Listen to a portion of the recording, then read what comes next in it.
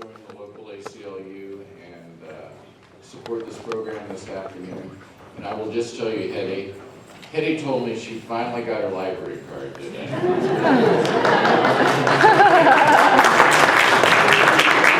I just want you to know I am a card-carrying member of the ACLU. But seriously, libraries have been on the front line of fighting for the First Amendment for years, not only in the areas of censorship, but the areas of privacy and government surveillance. Just a couple of weeks ago, we celebrated Banned Books Week, which is a national celebration that libraries observe regarding censorship. And so we do take those things very seriously. It is a double pleasure for me to be involved with you this afternoon because I've been involved with the American Library Association's Intellectual Freedom Committee for a number of years, and I'm a past president of the Freedom to Read Foundation. So we have been following government surveillance for quite some time and realize the importance of this issue in our society. So without further ado, let me introduce Hedy Weinberg.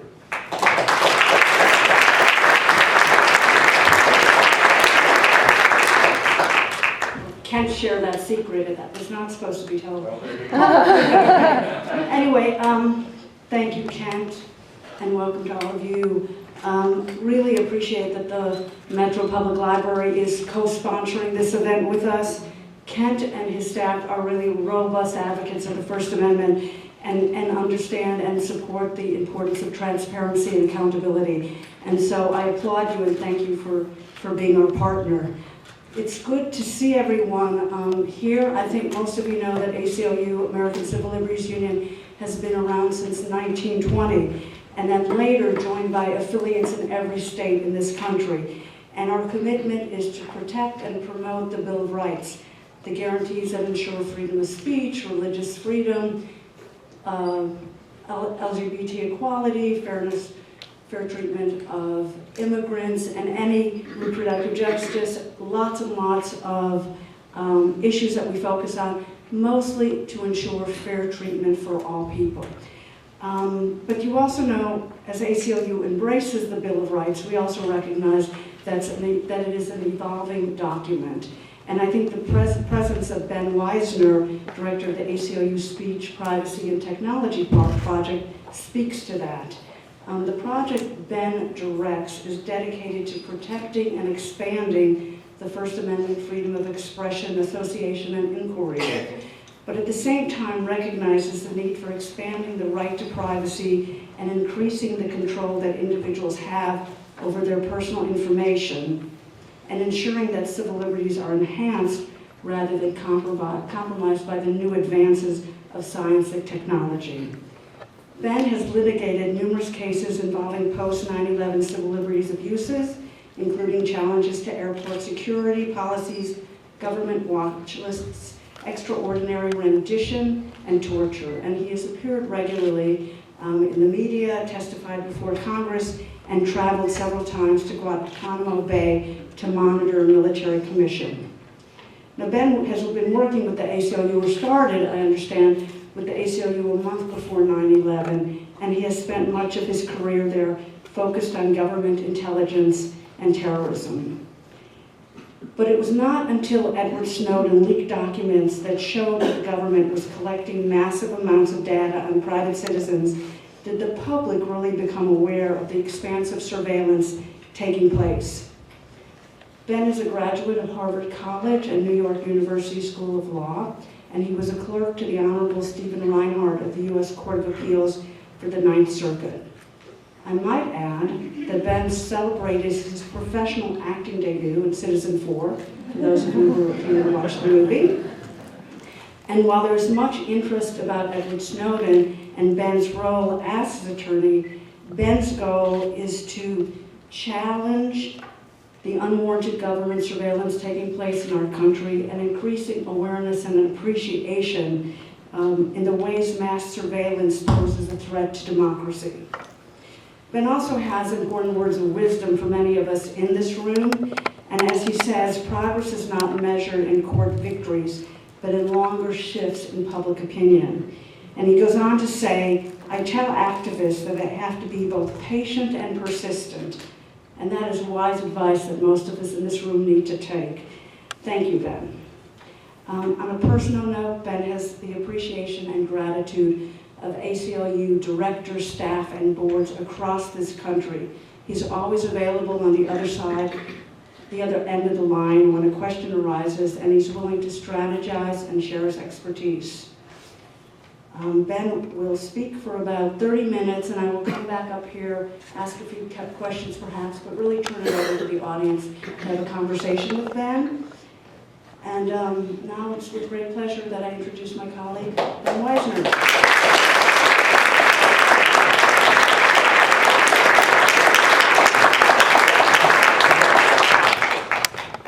Well, thanks for that incredibly generous introduction, Hedy.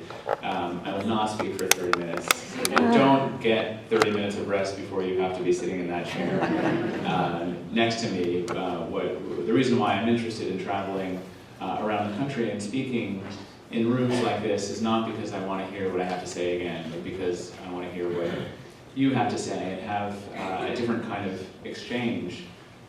It's especially nice, and let me also thank Kent for welcoming us to this beautiful facility, and it is true, as he said, that librarians have stood shoulder to shoulder with the ACLU over the last decades, and most of our most critical fights about government censorship and increasingly about surveillance as well. So thank you very much. It's nice to follow a screening of Citizen4. Did most of you see the film?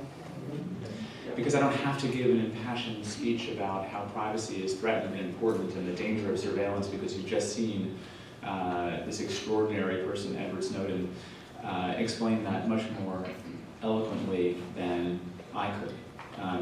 I think what I'll do instead today is strike some notes of cautious optimism.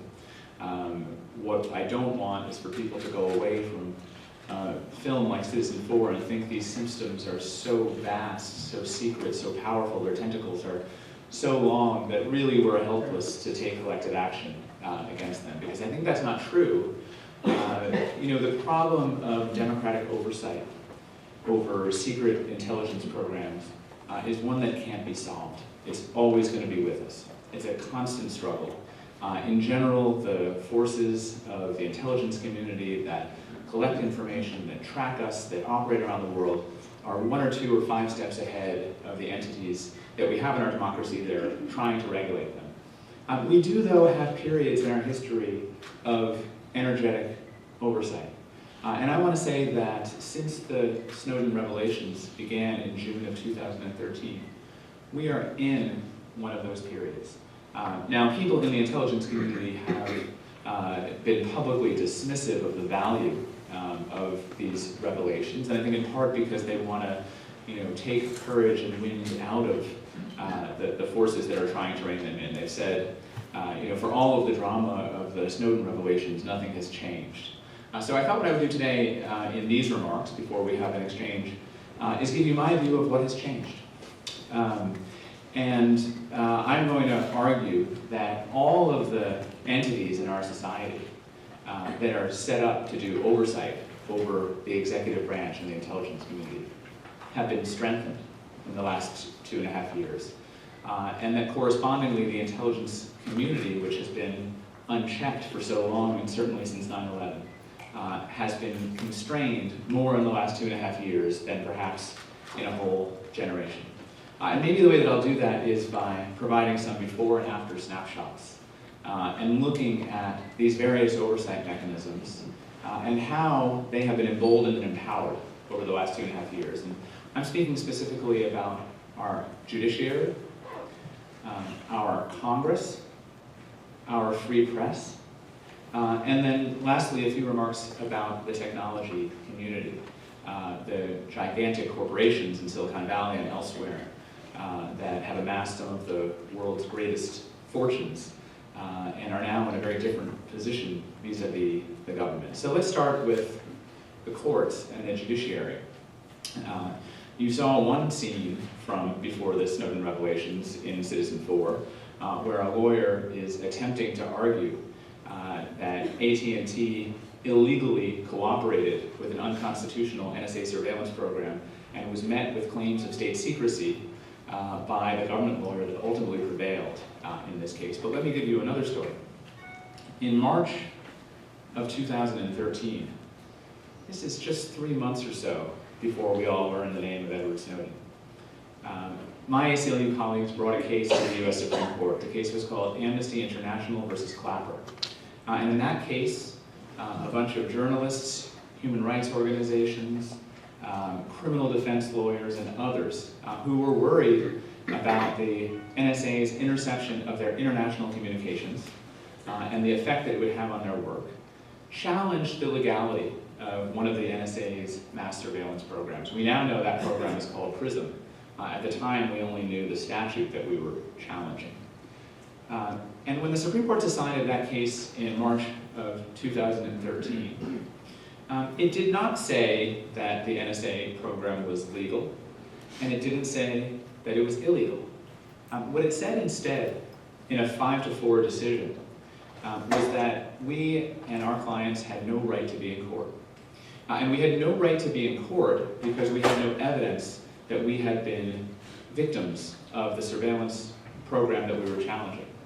And we had no access to evidence about whether we were or were not victims because that evidence was a state secret.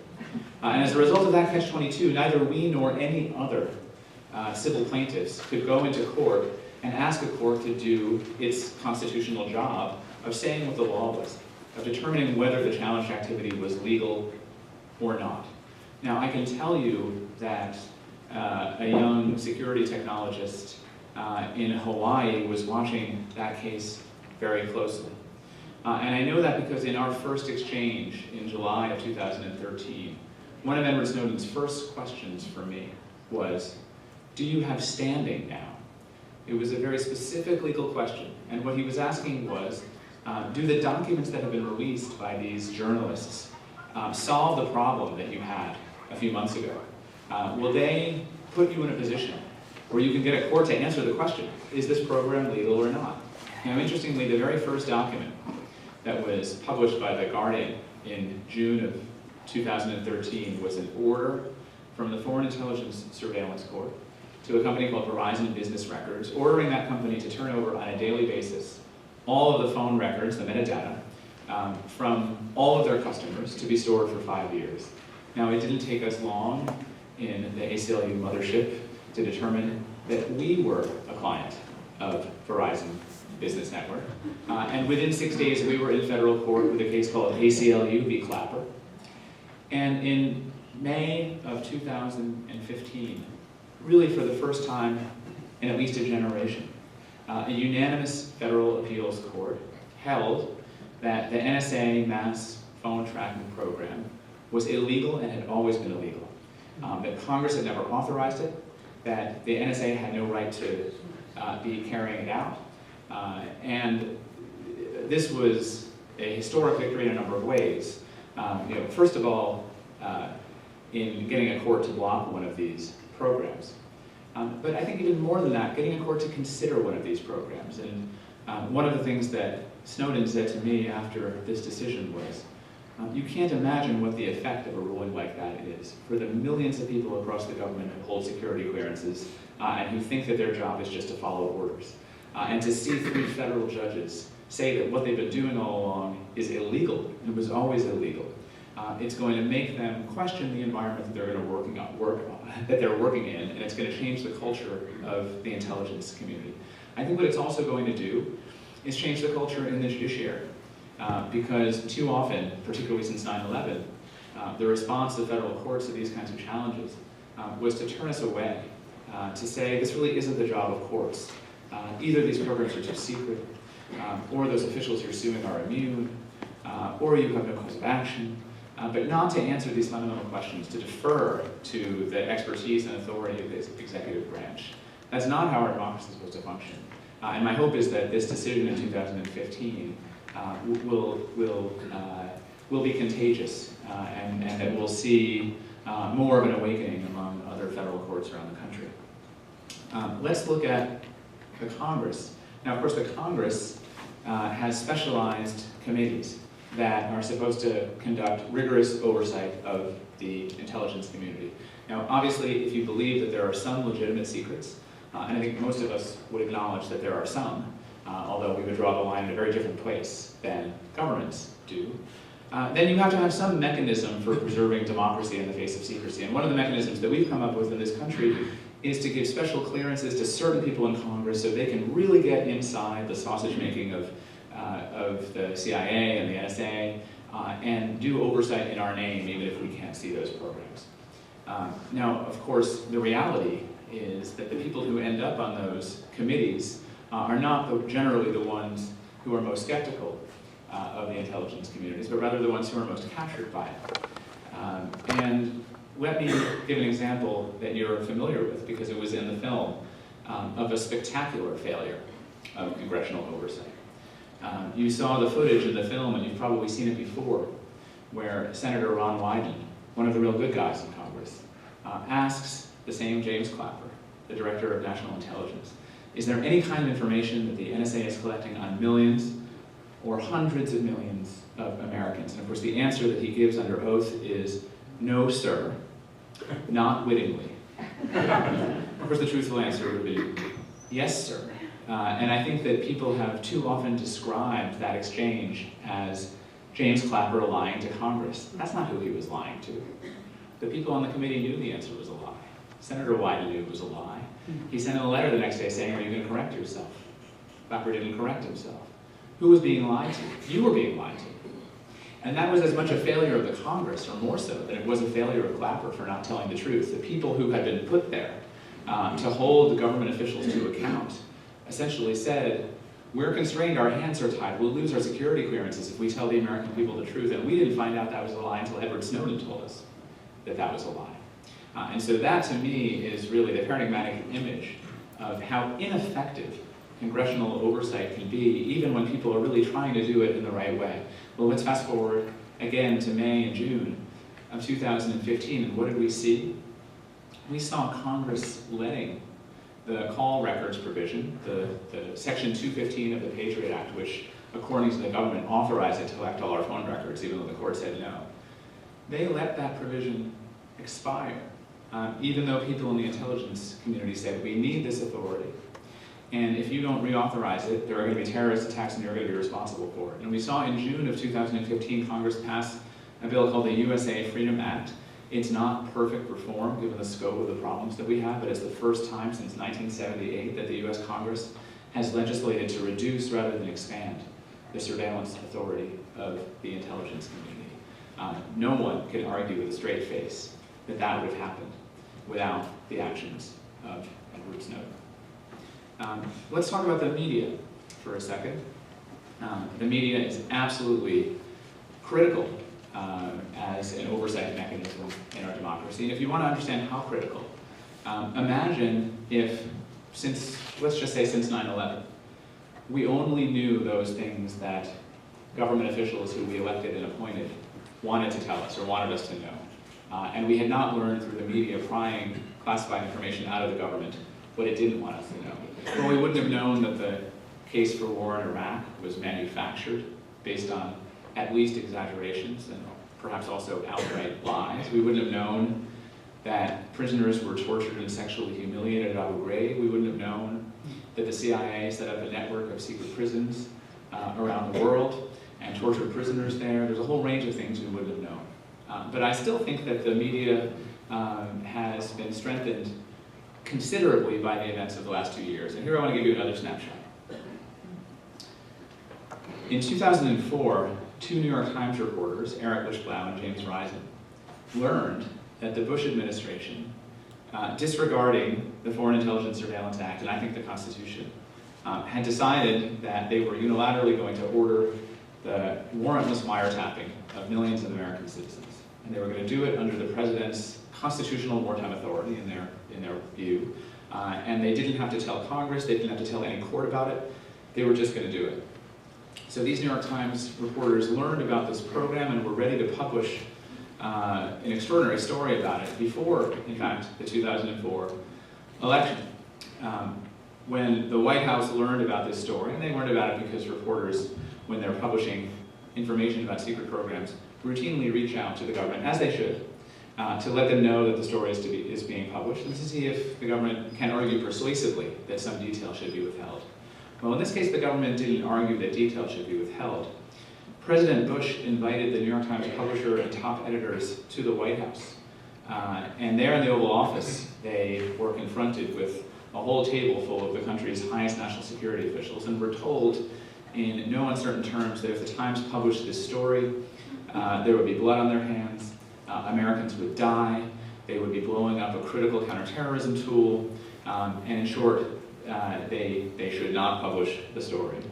And against the strong objections of the reporters who had reported the story, the Times sat on that story for 14 months until December of 2005, after the president had been re-elected. And they only published the story in 2005 because one of those two reporters was getting ready to publish the allegations in his book. The Times had no control over that. They didn't want to be scooped by their own reporters, so they're like, we might as well just publish this story now. Of course, it went on to win the top journalism prizes, including the Pulitzer Prize. And every New York Times editor who was involved in the decision not to publish it in 2004 has said it was a mistake, that they made the wrong decision. They should have published it then. In 2013, Edward Snowden had to make decisions about what he was going to do with the information that he had, how he was going to get it to the public. And one thing that he had learned from that episode in 2004, reading about it later on, he probably wasn't aware of it then. At that time, he was enlisting in the military to go fight in Iraq, he thought. But when he read about it, he saw that the mistake that the source had made was that he had provided the information to only one publication. There was a single point of failure, so that if that publication could be deterred from publishing it, the information would be suppressed. And so he made a very conscious decision to bring in more than one news organization. A very aggressive journalist like Len Greenwald, who was at that time working with the Guardian newspaper, and then a more establishment, but still very brave journalist at the Washington Post, Bart Gellman, who you don't see in Citizen 4 because he wasn't in Hong Kong, but has also won a Pulitzer Prize for this and did very important work. And so there you had these newspapers who, when they were told by the government, don't publish this, had to also worry about being scooped by other newspapers. And what you've seen, I think, as a result of that model is that while none of the Snowden stories have been published without consultation with the government, the press has essentially, said to the government, you cried wolf for too long, and we're going to publish these stories, even if you don't want us to. They brought in other publications like the New York Times and ProPublica and some other foreign newspapers, and I think that we've really seen the relationship between the press and the government change, maybe not fundamentally, but at least incrementally since then. And one image that I think encapsulates the frustration of the security state about this new reality, you see in the film when people from the British government go to the Guardian headquarters and actually start destroying hard drives with power drills. It was an act of utter futility because, of course, there wasn't one copy of these things. It had already been transferred to I mean, it really was almost a temper tantrum that was being thrown by the security state. We can't stop these stories, so we're going to break your fingers. Because they had been so used to getting their way in these kinds of conversations, and when they were losing control of that narrative, they showed their frustration in a really, I think, quite primitive way. So finally, I mentioned the technology community and companies. And I think that the most memorable image of that from the time before Snowden is in those PRISM slides. In June of 2013, the Guardian and the Washington Post revealed a program called PRISM, through which the NSA and the FBI went to the major technology companies and were able to get access to the social media accounts and other accounts of their users. And it really kind of looked, it was this evidence that these companies, rather than being fiercely protective of their users, had been enlisted as agents of the security state and the surveillance state. Well, the disclosures have had an enormous effect on those companies. Part of it is their concern about their bottom line. These are global companies.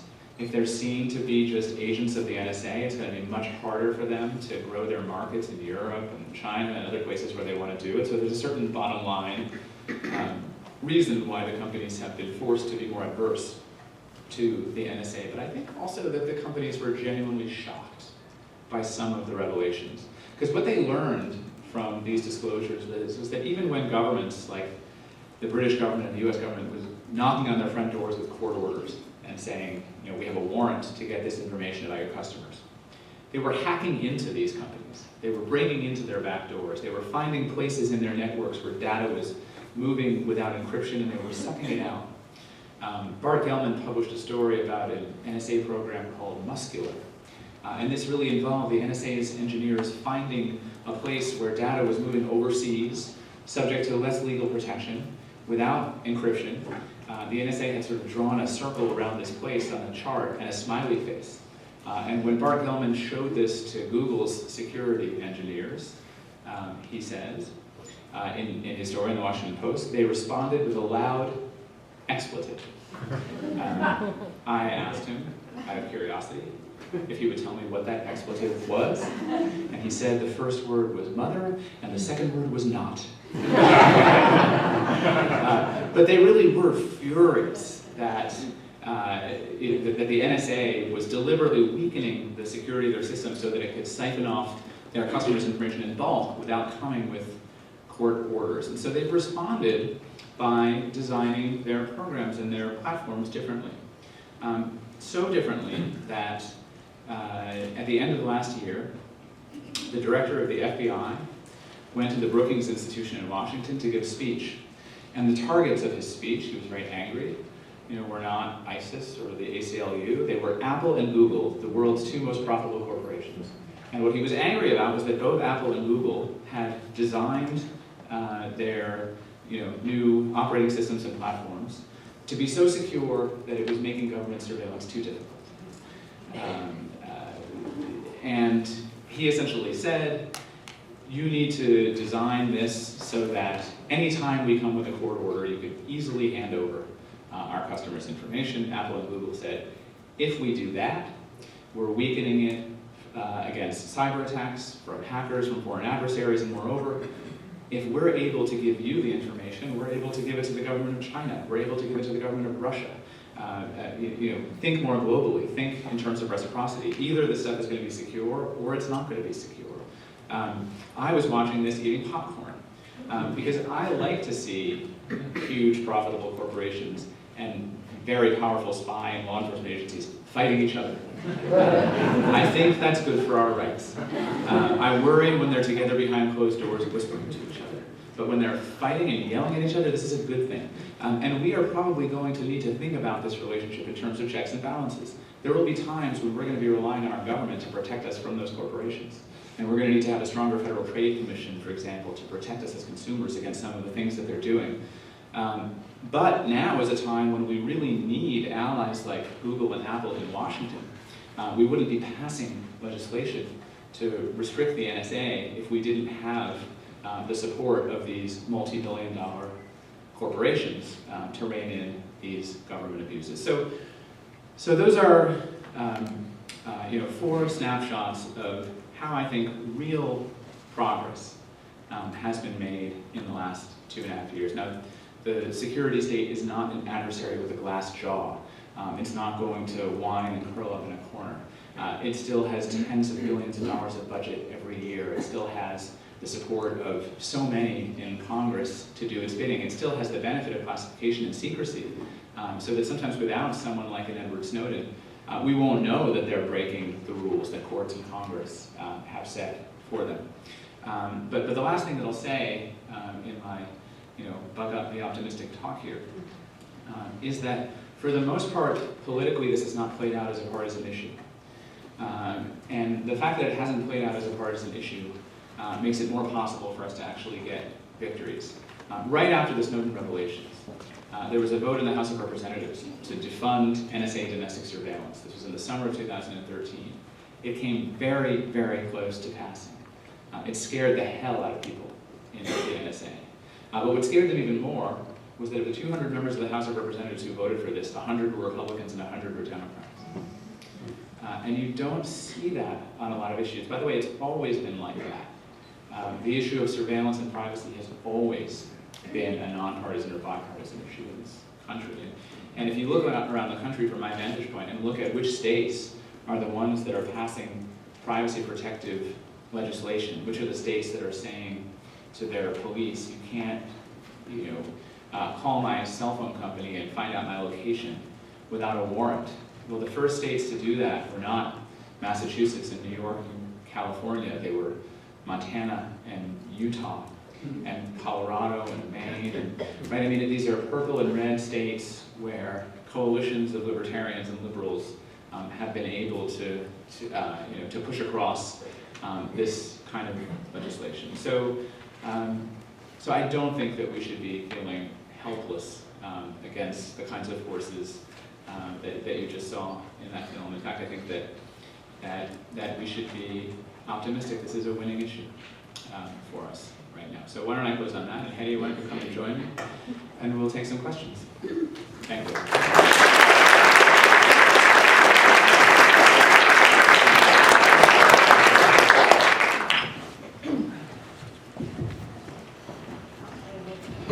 Thank you, Ben. It's a new role for me. I wasn't expecting to do this. Obviously not a good way to begin. So we're going to really go to the audience, but a few things. I think it's incredibly powerful when you talked about Edward Snowden saying to you, did you get standing? And I think about that and how intentional his decision was. And then glanced, I did not watch the whole Democratic presidential debate, but I did hear the conversation about Edward Snowden, and the range of candidates talked about him being a lawbreaker, and if he was a whistleblower, he should have stayed and taken it. And I'd like you to speak a little bit about, did he have the whistleblower protection, and just where the candidates are going and why they're not willing to understand the importance of what he did. Let's stipulate that he was a lawbreaker. He definitely broke the law. So, actually, he and I talked about that exchange the next day, and we were both feeling quite okay about it. The rhetoric about him out of government circles in 2013 was all treason, traitor. He should be strung up from an oak tree. So even Secretary Clinton, who was the most hostile, didn't use that kind of language. But let's say that at least 3 of the candidates on that stage said that he did a service, that this was information that the public needed to know about the government. Lincoln Chafee, who claims he's running for president, actually said in his speech announcing his candidacy that he thought that Snowden should be pardoned. So this was actually an important enough issue to him. I think the other issue was that we should have the metric system in the United States. Bernie Sanders said, he broke the law, maybe there should be some punishment, but obviously we needed to know this, and there have been real reforms that have come from it. And even Jim Webb, who was more hawkish on these issues, said this was information that the public needed to know about the government. But let's examine Secretary Clinton's claims that he could have had whistleblower protections and that he should, in her words, face the music. This has actually been pretty thoroughly fact-checked by a number of publications online, all of which essentially reached the same conclusion that the comments were not all that factual. There are a lot of reasons for this. There are very few protections for national security whistleblowers of any kind, even those who are protected by the law or should be protected by the law. Those who have reported abuses of the chain of command have often found themselves indicted, have found themselves arrested at gunpoint in their own homes, like Bill Binney. My former colleague, Mike German, who was an FBI whistleblower, said that this system is not a complaint system, it's a trap. It's a way to get people to sort of root out who the dissidents are so that you can freeze them in place and you can retaliate. And of course, a contractor like Snowden wasn't even protected by the rudimentary protections they had, but I think this whole conversation kind of misses the point. What exactly was Snowden blowing the whistle on? He hadn't found some isolated episode of misconduct that would be of concern to his supervisors. Rather, his concern was about programs that had been created and deployed without the consent of the public, that were deemed legal by the system. Right? These were programs that had been approved by the Foreign Intelligence Surveillance Court. These were programs that were known to the Senate Intelligence Committee. Was he supposed to go to Congress and say, I'm a 29-year-old contractor here to alert you to the programs that you've approved in secret? There really was nothing for him to do other than bring the public into the discussion. And so one of the interesting comments that we heard from President Obama right after the disclosures was that the public shouldn't be concerned about them because these programs had been approved by all three branches of government. That was the problem. Look at how all three branches of government have responded now that the public has been brought into the conversation. The president himself said that the debate is important and that some of the programs went too far. Congress has actually legislated to restrict the programs, and an open federal court, rather than a secret closed one, held that the first program disclosed was illegal. Right? So there wasn't anyone for him to complain to. The only place that he could go for change was to the public. He then had the decision, what's the most legitimate way for me, an individual, not elected by anybody, to bring the public into this conversation? He could have pressed a button and published every one of these documents himself. The number of documents that he's published to date is 0. He chose journalists. You could question his judgment about the journalists he chose. Many have. His instructions to them were to use their professional judgment and expertise and for them to do what they've been doing for decades or hundreds of years in this country, which is deciding whether or not to publish the government's secrets. That happens every day in the newsroom at the Washington Post and the New York Times. They don't always have this amazing trove of classified documents about signals intelligence, but there's not a week that goes by when those newspapers are not publishing secrets that the government has classified and hopes that the public will never see. So he said, I've spent my whole adult life in the intelligence community. Come up with a system that corrects for my biases. You decide. And he's had no role whatsoever in the decisions about what will be published and what will not be published.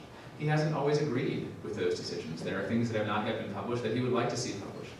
There were some stories that he thought were not all that newsworthy, they were just sensationalist. But again, his view is those are not his decisions. Now, of course, he's legally on the line for it, even though he's not making a decision, because the law prohibits him from giving that information to the Washington Post in the same way that it would prohibit him from selling it to the Chinese government. There's no distinction in the law, and that's the last point I'll make about this, facing the music. The music is a funeral dirge. The trial that he would get would be an empty exercise. And the reason for that is that he's already identified himself as the person who provided the documents to the journalist. The government needs to prove at trial. And everything that he might want to say in his own defense is not only irrelevant under the Espionage Act, it's inadmissible under the Espionage Act. So if he wanted to say, here's why I thought the public should see this. If he wanted to say, guess what? The Federal Court of Appeals for the Second Circuit in New York agreed with me that this program was illegal. Guess what? Congress, in fact, ended this program after my disclosure. None of that would be admissible in a trial under the Espionage Act. The only thing the government has to show is that he provided so-called national defense information to someone who was not authorized to receive it, and he's already said he did that. And so the only question for a trial would be, how much punishment should he get? Should it be consecutive 10-year sentences for all of the violations, which could be many, many natural lives, or should it be something less than that? Under those circumstances, I strongly support his decision not to face the music. Thank you. I think we should start the conversation in the audience. I know we have the media here, we have activists here, we have academics, we have the public citizenry who wants to ask you some questions. So line up, if you would, at the mics either side. Feel free, and let's start the conversation. And of course, if you have questions about local surveillance. And please give your name and city you live in. I'm Charles Jones. I live here in Nashville, and I just wanted to know what's up with the next step for Edward Snowden. Does he plan to come back to the U.S. and live here again? Did everybody hear the question? Yeah. So what's next for Edward Snowden? I don't know. I'll tell you what he has said. He would like to return to the United States. He doesn't like being, across the world from his closest family members.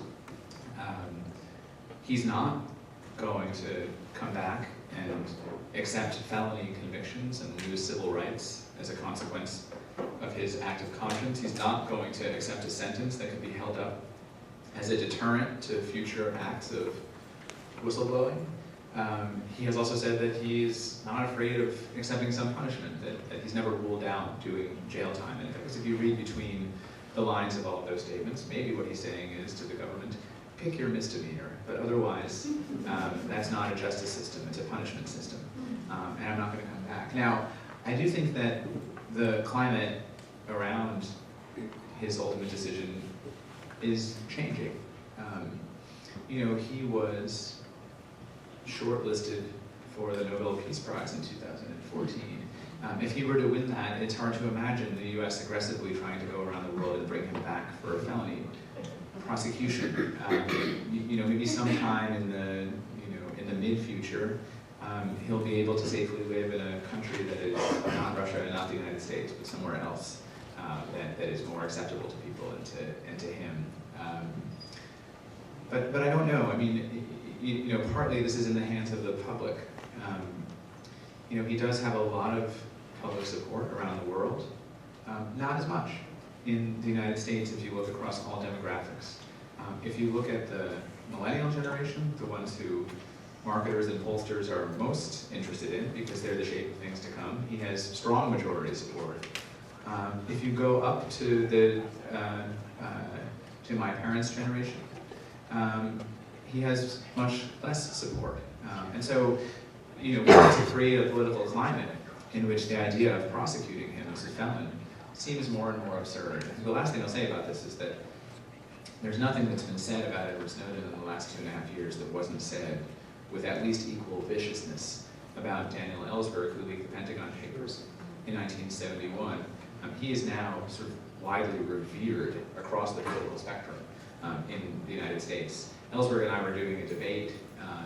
On the other side was James Woolsey, a former CIA director, one of the few people in the world who still thinks that Iraq was responsible for 9/11.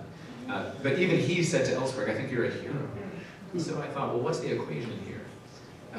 Snowden plus X equals Ellsberg. I hope X isn't 40.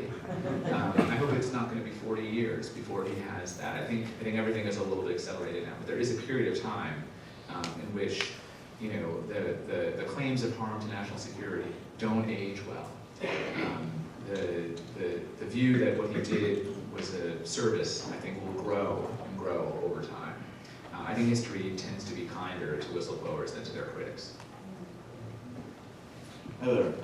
My name's Peter Mancini. I live outside of Nashville, fairly close.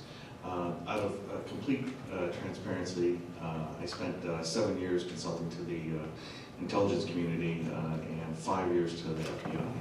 So in a way, I was kind of in a sort of similar situation that Mr. Snowden found himself in. So I'm curious about something. Just a couple of years ago, past my old house on Trapelo Road in Watertown, Massachusetts, we had two basically third-rate terrorists going down the street, high speed, throwing pipe bombs at the pursuing police. They had committed the Boston Marathon explosion.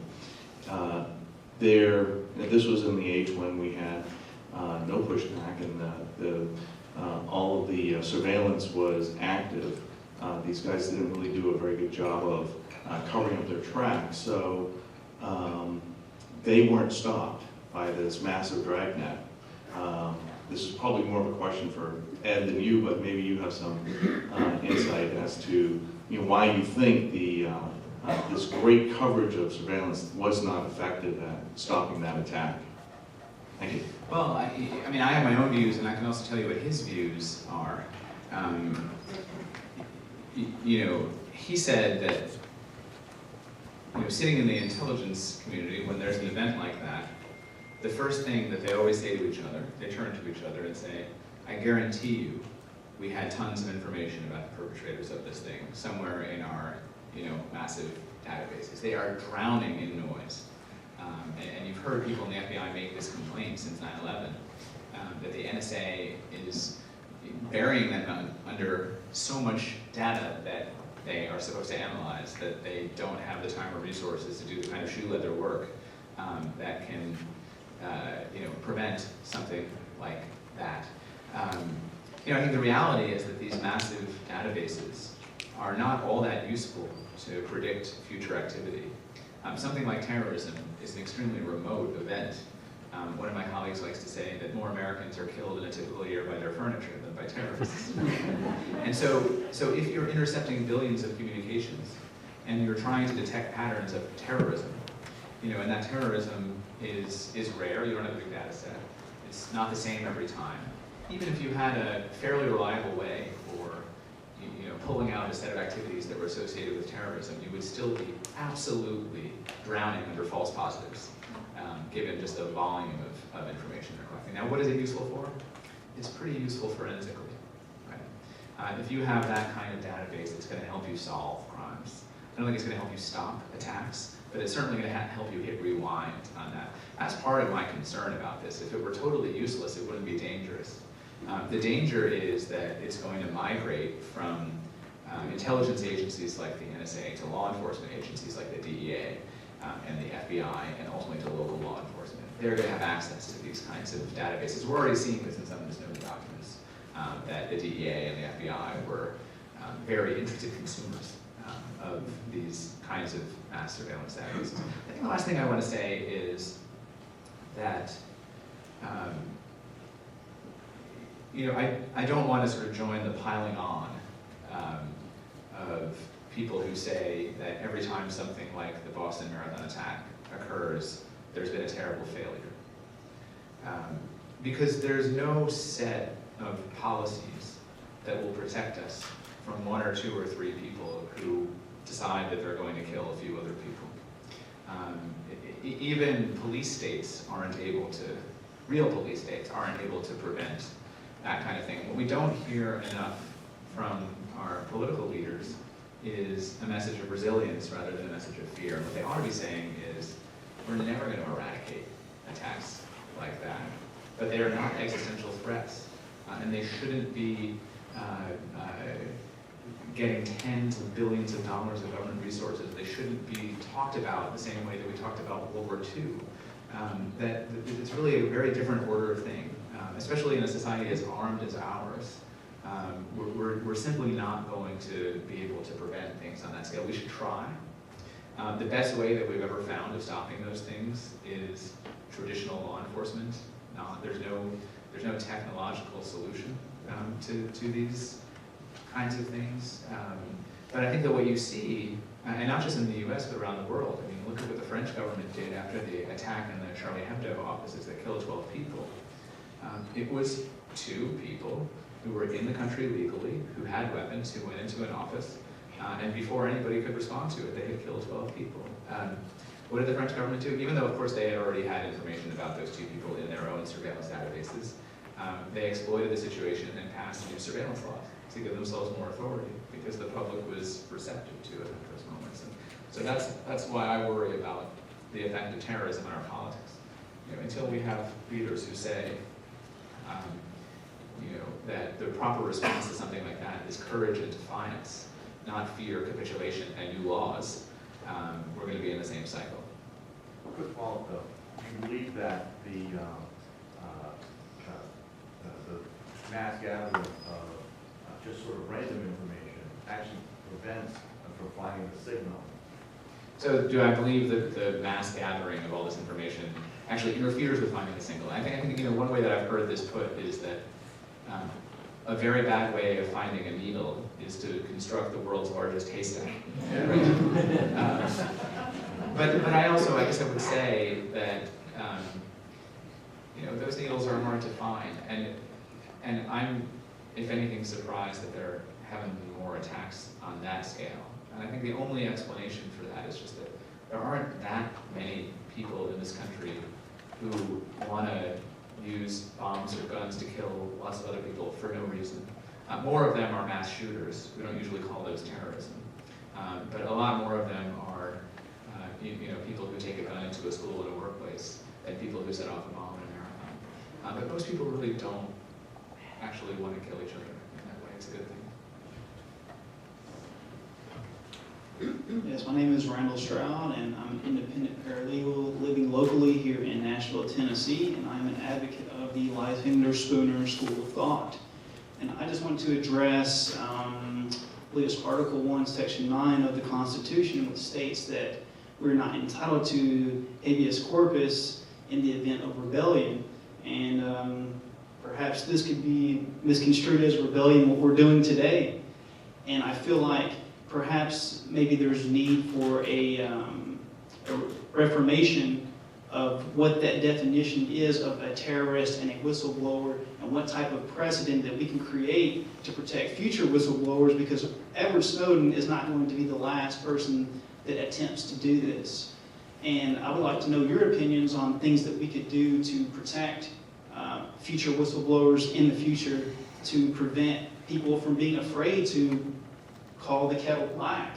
You know, to call someone a criminal is now bringing us back into a position where we're afraid of being labeled as a terrorist. And me, myself, I've been personally affected by this from a Facebook post, believe it or not, where I criticized U.S. foreign policy, and I was placed on a watch list.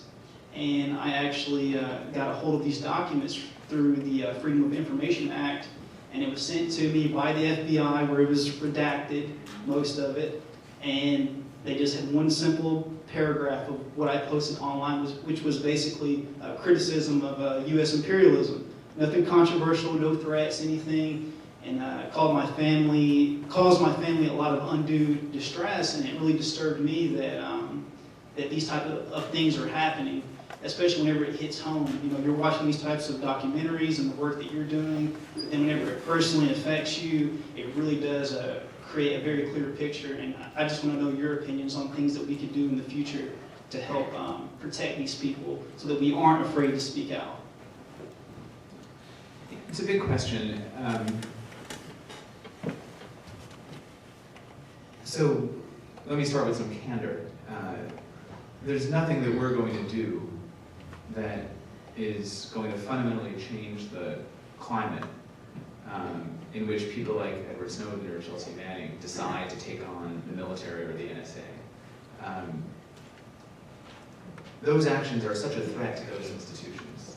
You know, the idea that the NSA may have thousands or tens of thousands of other people who work there, who share Snowden's views, is what frightens them more than anything. And it's what most stands in the way of a fair resolution of this case.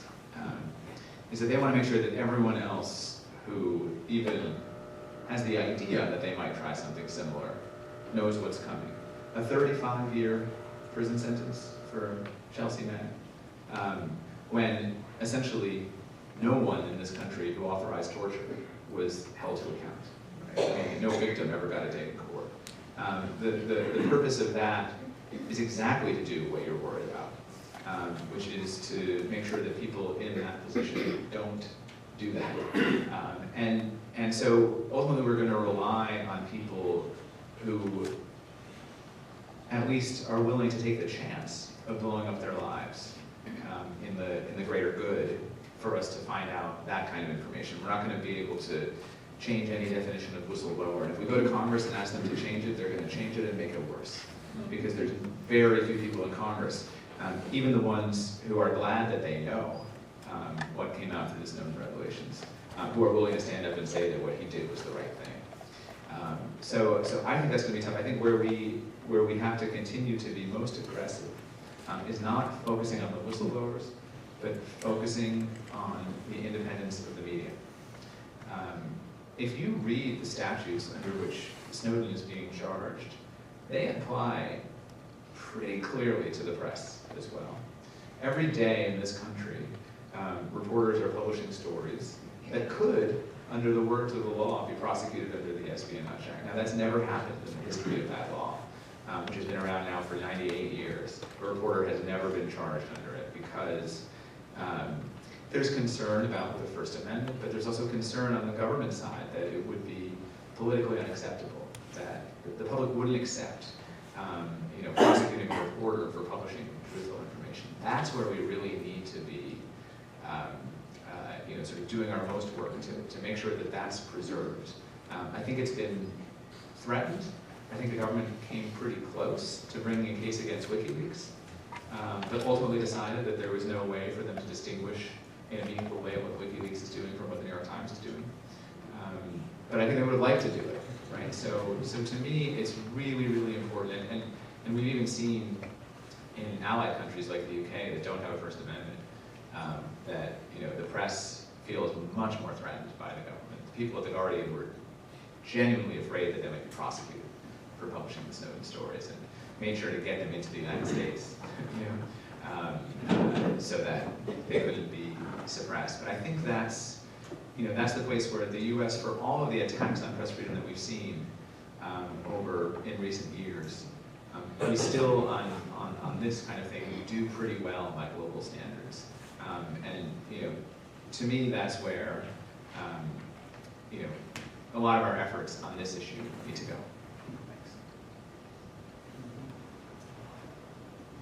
Thanks. First of all, thanks so much for doing this. This is a great experience.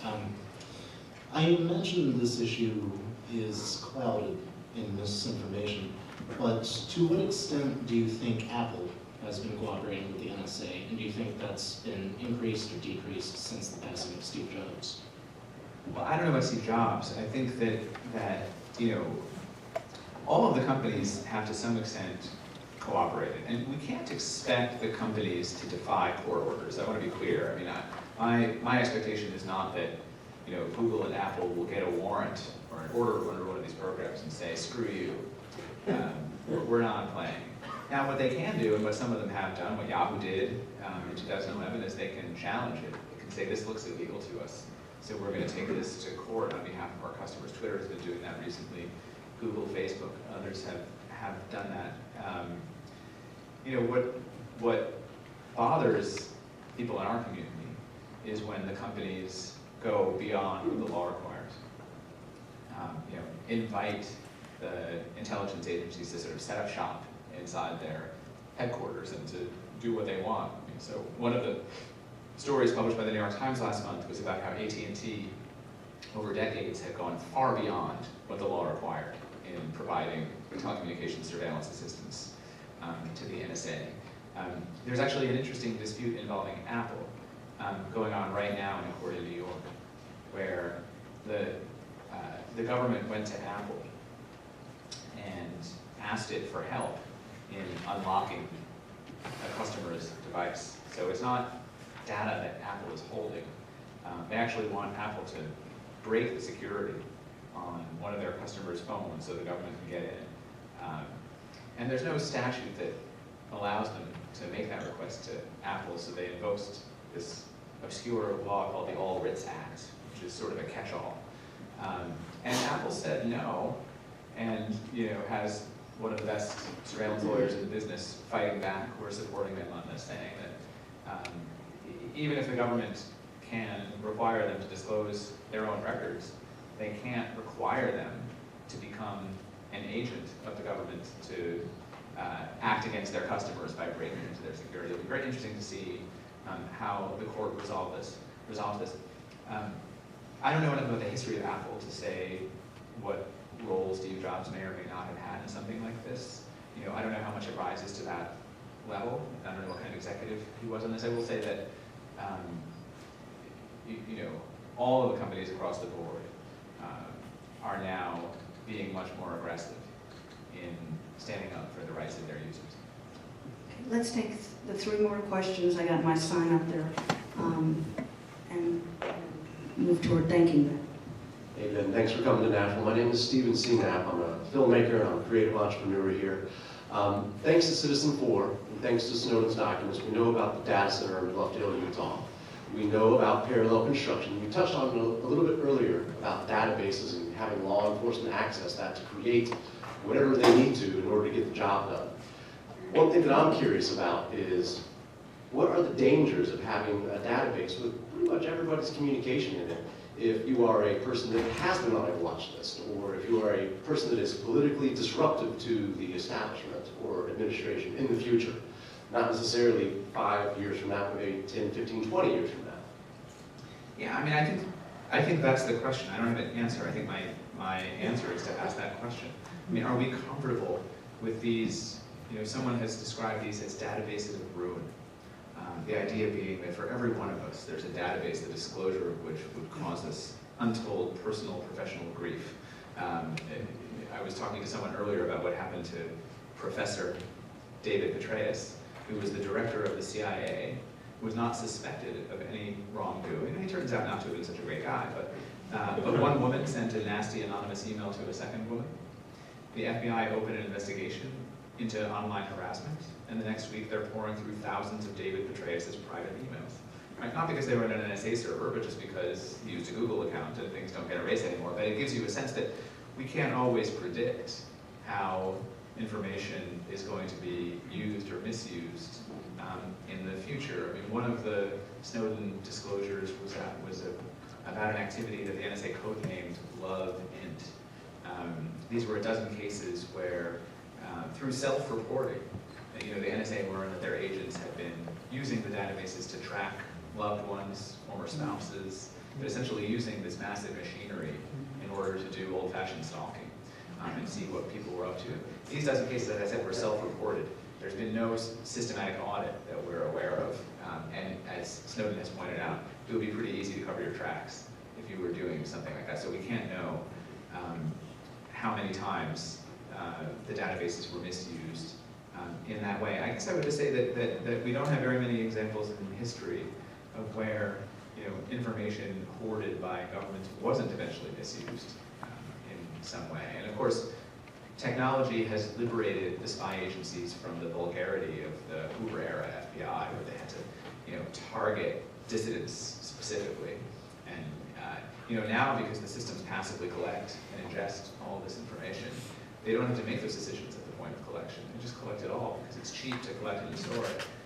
And then who knows what use it might be turned to later. And that's why I say when we're evaluating the danger of these programs, it's misleading to take a snapshot of what the NSA's rules are right now. You have to think about how robust those rules are going to be in the face of another terrorist attack or war or national trauma, right? I mean, you can be sure that if there's a massive terrorist attack in this country right now, that information that could have prevented it is sitting in government databases. And that's because everything's sitting in government databases, right? And the thing about collecting all of the dots is that they always connect in hindsight.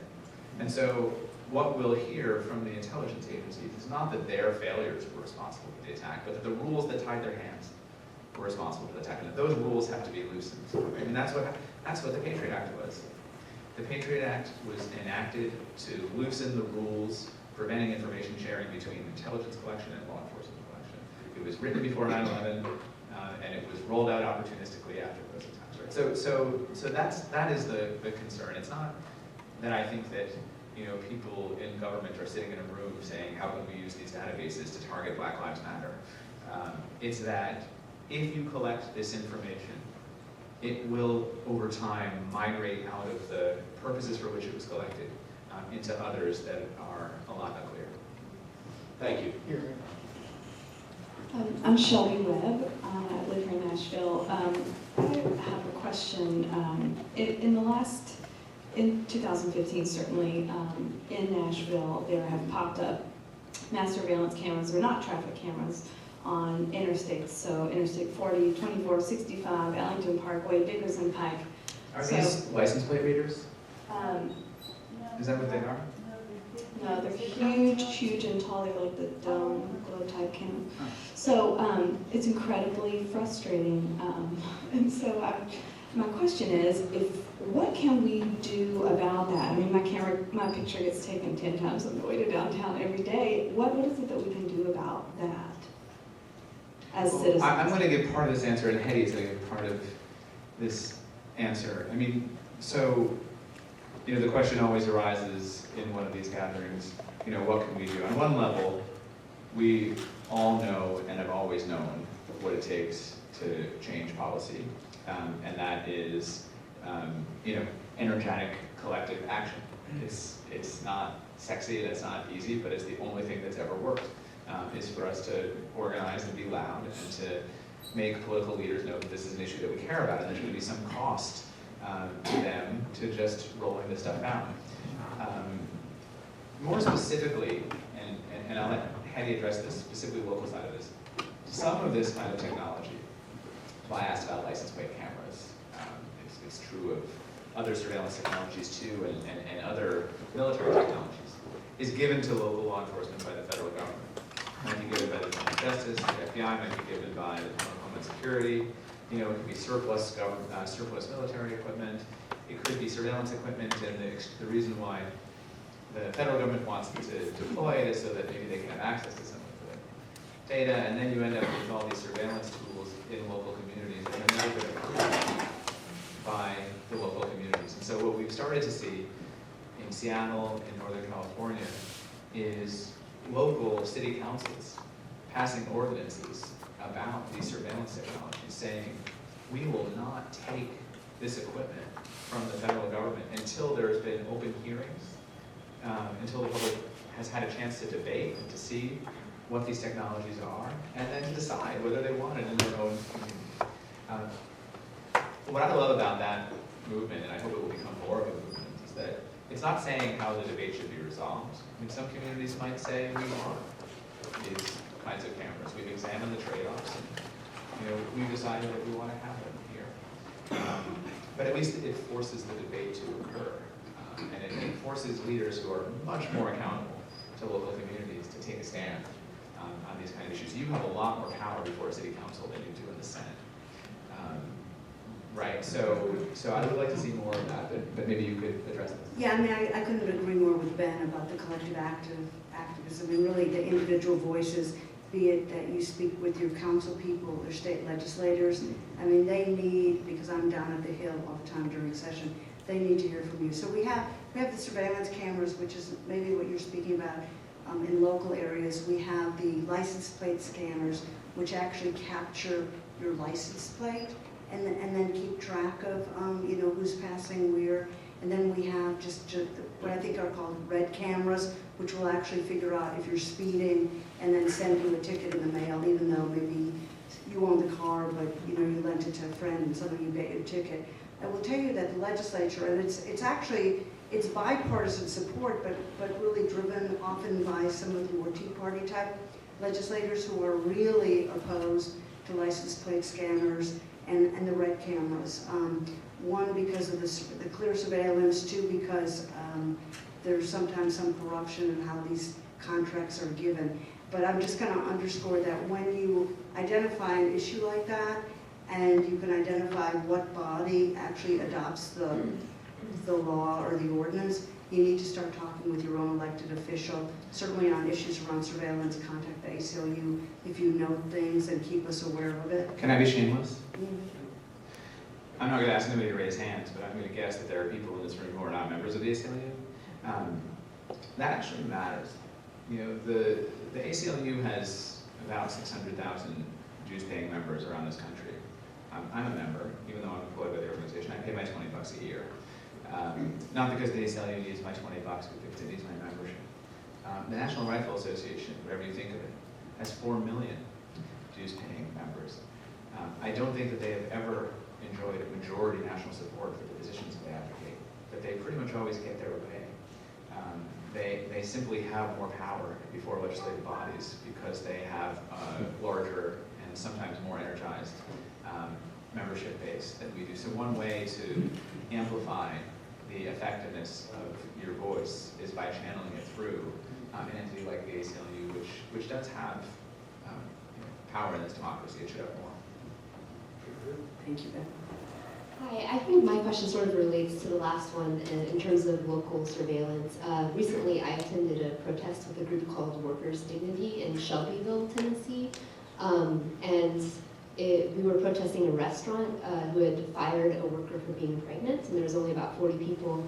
And we looked up and we realized there was a drone there watching us. And obviously we can't say who sent the drone, but it seems like... Was it a small one? Yeah, it was small, and we managed to take pictures and figure out what type it was. It was a DJI drone, I think. Probably like $800. So, I mean, it could have been anyone, but I don't know. But I'm just wondering if it was the local police department. Is that something that we're going to be seeing more often, or you've heard of in Tennessee, or... There's been some very good, good laws passed in Tennessee that we've worked with legislators on to prohibit the use of drones, except if they have, law enforcement has warrants. We got some pushback. We had to allow for certain conversations and exemptions. I will tell you, it's the first time the ACLU had to play between law enforcement and legislators who weren't finding agreement, because usually law enforcement always gets what they want. But this whole issue about drones has really activated more conservative Tea Party members of the legislators who understand the importance of privacy. So I don't know about that. I'm very interested in I would be sharing. very surprised if that were a law enforcement surveillance drone. I mean, one of the sort of interesting things about the national debate about drones is that sort of uniquely among surveillance technologies, the debate has preceded the rollout. So we're having 40 legislatures have enacted or considered some kind of drone legislation really before we've seen the deployment of surveillance drones around this country. And that's as it should be, to have this. And the reason for that is just because there are FAA rules that have governed, drones, and so you had this, they were handcuffed. Too often we have the debate after law enforcement have already come to depend on a tool, and then they can tell us that they used the drone to save a 7-year-old's life and to stop a terrorist attack, and you want to take this away from us. But with drones, we're having the debate first. And, as we also, and I do think that people do find the idea of these all-seeing eyes in the sky particularly creepy, even though I would argue that they're less invasive than a program that captures all the metadata from your phone in terms of how much of your life the government knows about. So that's a good thing. But again, my guess is that it was a hobbyist. It might have been a hobbyist who was associated with the entity that you guys were protesting against, and it might have been there to intimidate you or do what it did, essentially make you wonder. But I would be very, very surprised if it were the government. But luckily you said this in a room full of journalists, so some of them are scratching in their notepads. I will tell you, some of the big companies like Amazon and FedEx are moving toward wanting exceptions so they can use drones. And so we have to watch that too, because they will be proliferate. I need to thank you, Ben Wizner, for traveling here. This is just the beginning of a conversation, and you've really even you allow us to ask more questions. I hope all of you will continue to ask the questions, especially of your legislators, and really work with ACLU to protect against the government surveillance, which will happen, as we've heard, on the local level, at the state level, and certainly the conversation is very robust in Congress. Thank you very much. Come back.